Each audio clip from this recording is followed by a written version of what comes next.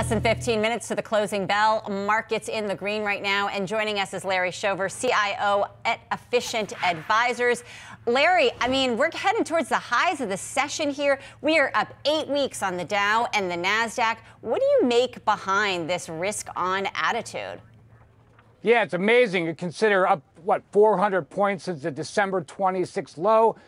I mean, this week, 2% in the green, I think, a genuine uptick in the macro narrative. I mean, let's face it, the Fed narrative is evolving in a good way. China economic growth figures were actually really good. Import-export numbers were good. Lending came out really good today. Combine that with negativity, people just under positioned chasing the market, and that's why you have a huge melt-up like we're seeing.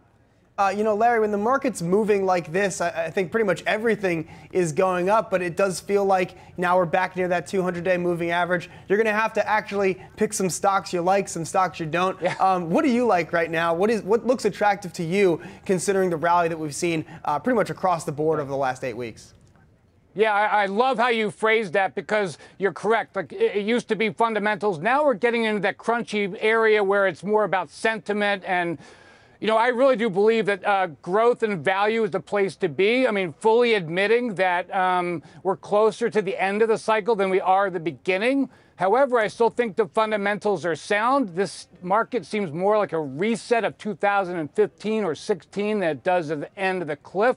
So I think growth/value, more growth than value, and really just stay away from momentum, low volatility, cyclical stocks, as it were. So, and really that whole I'm predicating all of that on the fact that I think this market's in a reset mode, not necessarily at the end of the cycle. So if we are resetting and we try and take the analogy going back to 2015, if then you think about what got us to 2018, there were some momentum names in there. Are there, I mean, why stay away from it, I guess, completely? Could you be missing out on what might be the actual leadership category here? Yes.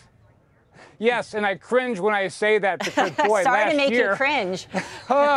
Last year when you saw that gap, that huge chasm between growth and value, it was hard to, justify being in growth. But, now that chasm has come in a little bit, and I think it's a good place to be right now if you're convicted, like I am, that this is more of a reset. If you think we're getting close to end of cycle, then all bets are off, and I would stay towards more stocks that have like higher return on equity. I mean, I think that's one good measure and something that's tried and true over the past few decades.